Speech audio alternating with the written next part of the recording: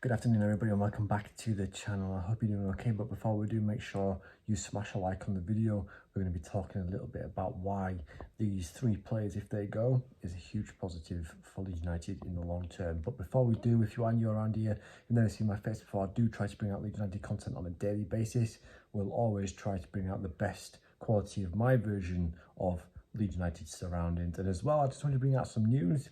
I have been invited on sometime towards the end of September to go on a podcast, actually a little bit what like Joe does.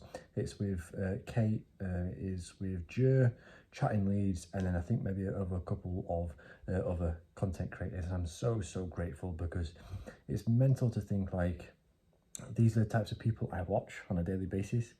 Never mind to be able to just sit in the room and just be able to have a conversation with them. So I'm very grateful for the person who asked me to go onto the channel. But yeah, either way, I'm so grateful, and it's going to be an interesting time on the podcast. So let's get into today's video.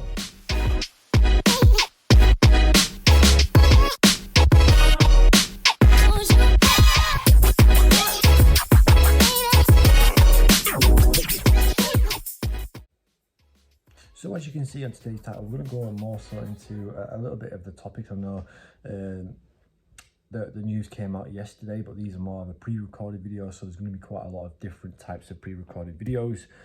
So if the news is a little bit later than usual on the channel, that's obviously the reason is because obviously I've pre-recorded it earlier to be uploaded a little bit later, so it gives you guys some content and it gives me be able to, in a sense, keep up with the daily news. So Gnonto, Sini and Tyler Adams, there was rumours as well going around that Tyler Adams didn't even turn up to training yesterday.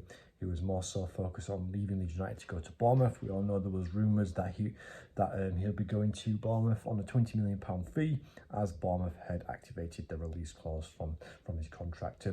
Gnonto and Sini, they trained alone and they didn't participate with the first team, because we all know the comments after the game against Birmingham City, that if any player doesn't want to be playing at the club, any player wants to be in a sense like toxic around the club, then you will not be playing or will not be training. So I really like that about Daniel Farke. He in a sense, he stamps his authority, he stamps the fact that it doesn't matter how big you are of a player, it doesn't matter how, if you're pretty much the best player at the club, you will not be playing if you give attitude or like refuse to play. So when it comes to Gnonto, obviously I did a video this morning actually regarding him going to Tottenham Hotspur. That one is still one to watch, because obviously we don't fully know how true the rumours are, but if he does, it would be absolutely fantastic, you know.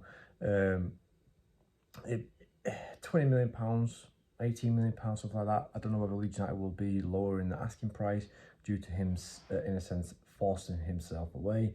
Or do you guys think that the 49ers will stand their ground and still be like, look, it doesn't matter if you're trying to force it away from the club, you're at the club for 4 more years, so you'll go on our terms, and if we get a decent amount, then you can go. If the amount's ridiculous, then you're staying. I'm sorry, blah blah blah. And it's the same with Sini. We all know the situation with at Marseille, and we all know the situation with Ferranoid. So if he wants to force himself away from the club too, fantastic, get him away. And then this is where I wanted to lead on to the positives. I mean, for right now, the club is in so much negativity, there's so much stress around the club, and the 49ers will know that, you know. The 49ers are not going to let their one of the biggest assets fall to the ground after taking over, after 4 years or 3 years of wanting to take over Leeds United and then just letting them go to rot. They wouldn't do that. So as for right now, as much as me, you are stressing, getting angry, getting upset, wanting our team to get back into the Premier League, but why rush? You know, why do we need to rush and just not take this a little bit more serious and a little bit more easier than just rushing and making mistakes? Because at the end of the day, the 49ers are going to come into the club if we manage to get into the Premier League, we'll be the 6th, 7th richest club in the Premier League, and then the 20th richest club in the world. So that has to be a statement for a lot of fans to calm the stress down, just to calm the nerves down at Ellen Road. Of course, we want to bounce back into the Premier League. I do too. I don't want to see my team fail. I don't want to see players like Gnonto, like Sini, who are just going to come to the club and they think they're bigger than the club and better than the club. For what purpose? You know, it's self before side, as Billy Bremner has once said. So when it comes to the positives, for long term, short term it isn't so great, but long term we can recoup in all the players that we have loaned out. Jack Harrison's gone to Everton, and they're trying to, like, in a sense, negotiate a loan to buy option. We've got Christensen out, Laurenti, Helder Costa wants to go, Mark Rocker, and there's a few more players as well. And these are the types of players who we can get money back from. And if we can get a little bit more, if the players do well in the season out on loan, we could ask for more than the asking price, you know. So we could recoup between 100 to 150 million pounds. And if we was to get that, because obviously the parachute payments will start slowly decreasing and decreasing. If we do have that money to back us up, we can then go out and buy 5, 6, 7, 8 more players that season, you know. So I personally think it's going to be a 2 to 3 year project. I think Leeds United are going to be in the Championship again next season. I hope I'm wrong. I hope I'm proven wrong. But with how Daniel Farke is with clubs, they tend to go on a slow start. Look at Norwich. They finished 13th in the first season, and then after that he got on promoted. So to any Leeds fans who are watching this, let's just be patient. Let's try back Daniel Farke. He's the only positive at the club right now. It's hard to say that, but it's true. But if we can try and, in a sense, emulate or get rid of the negativity, then the players who are here and the players who want to stay will thrive on that, you know. Of course we're going to give our best. Of course we're going to scream and shout for the players and give everything in the fans, in the stands. And I guess it's up to the players now. It's up to Daniel Farke. But as long as we keep on supporting the players who are here, supporting the players who want to play, then I think we should be okay as a team. But we just got to put into perspective that short term, I personally don't think Leeds United are going to go anywhere.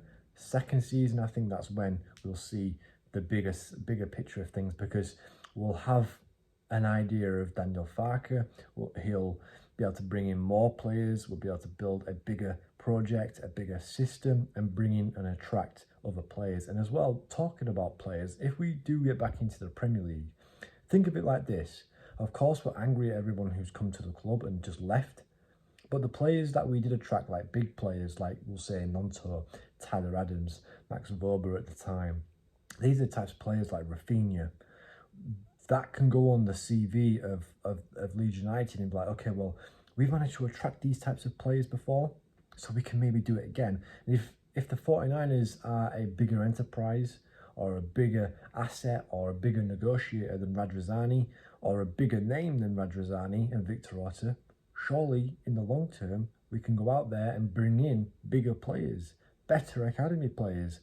So I think right now, with the whole situation with how the players have left and the shock of how many players have left, and us fans thinking that the players who got us relegated would have tried to fight for the club, but instead they've just jumped ship. And like I say in my other videos, it's like I don't have an issue with anyone's opinion.